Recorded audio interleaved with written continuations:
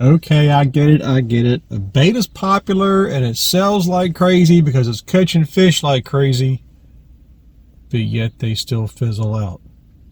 Why is that? Ready, running guns, time for blast off. Let's go.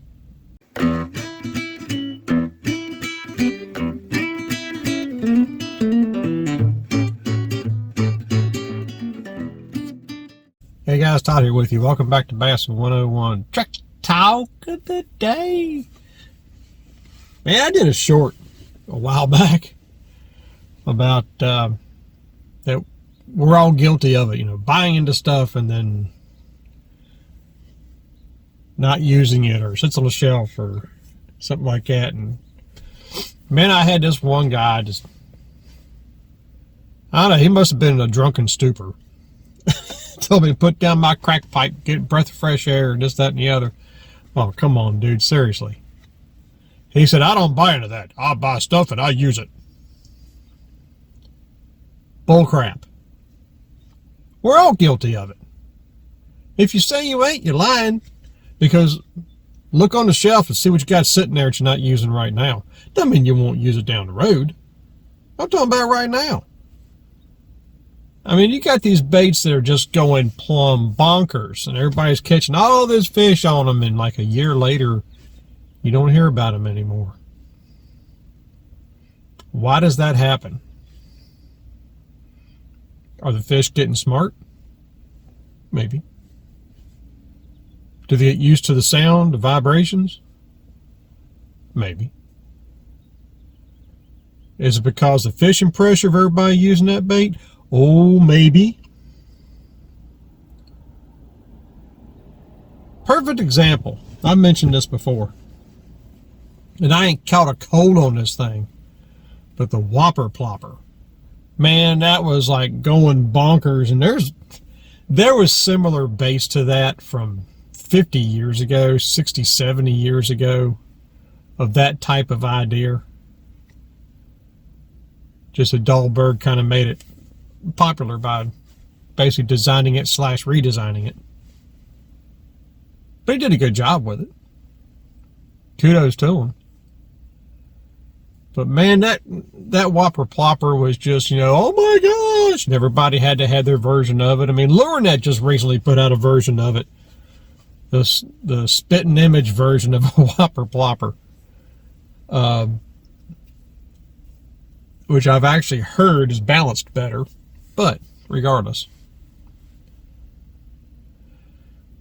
you don't hear about it anymore. I mean, rarely. That's interesting. But yet you can still take a Zara Spook or a Pop R and catch fish. Tried and true. Or outdated old school bull crap, like a lot of them say. If you're not throwing a $25 or $30 popper, you're not fishing right.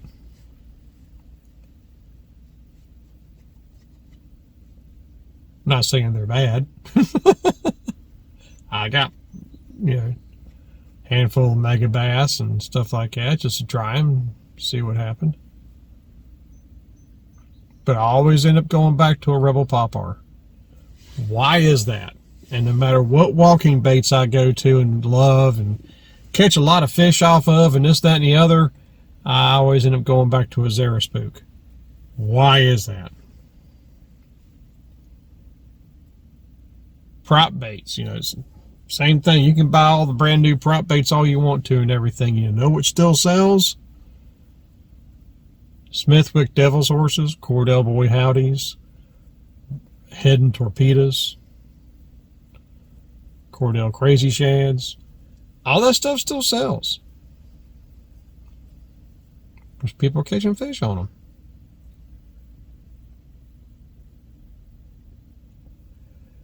So like I say on here, new techniques are trendy, but bass never change. You know, and it's because bass don't change. They might get used to certain sounds and this, that, and the other, but they don't change. You know, here's another analogy too. Back in the 70s, and Hank Parker will tell you this. I'm sure Rick Clun will probably tell you this too. For the first couple of years, that looker lure buzzbait was killing them. And then it didn't have the effect that it had anymore. Why is that? New bait? I'm sure it is. Something different they haven't heard, they haven't seen. Of course, back then, bass fishing was still starting as far as lure manufacturers and everybody jumping the boat and getting in with the bait manufacturing. So the 70s were still kind of young. But there were a lot of baits coming out. But the buzzbait, yeah, I mean, it was smack daddy in them bass for a couple of years. Even a tournament was won on it.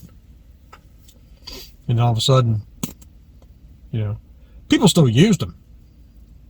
But they didn't have the effect that they did at one time. Why is that? It's hard to tell. Bass are weird, man. I don't know. I've said it before. They're a lot like cats. You can get their attention for a while, and oh man, I gotta get it, and eventually just get tired of it. That's possible with bass. I don't know. They are a predator. They have mood swings. But all these different baits that come out all the time, and everybody's falling in love with these things, and they're the greatest things since sliced bread. You know, another one too that hit the market full force that everybody had to have was the Vision 110s from Megabass, and I think it's a great jerkbait, don't get me wrong, but everybody was just, man, you know, and everything else, and you don't hear about it being as dominant as it was. That's interesting. And you know, there's not a single person that can give you a solid answer as to why. Oh, they'll tell you they have the answer, but is that really the answer? Because nobody in this world has ever had a bass tell them what they think and why they do what they do.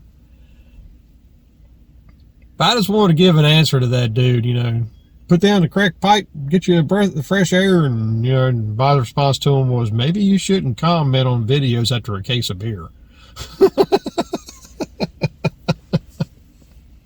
Because some of his spelling wasn't intact either. It might be banjos playing where he's from. Paddle faster. I don't know. But anyway, what do you guys think about this? You know, when new baits come out and people catching them like crazy, and all of a sudden you just don't hear about it anymore. What do y'all think about that? Why do y'all think that is? So anyway, until next time, remember, new techniques are trendy, but bass never change. May the Father bless you and keep in Yeshua's name, and as always, fish on.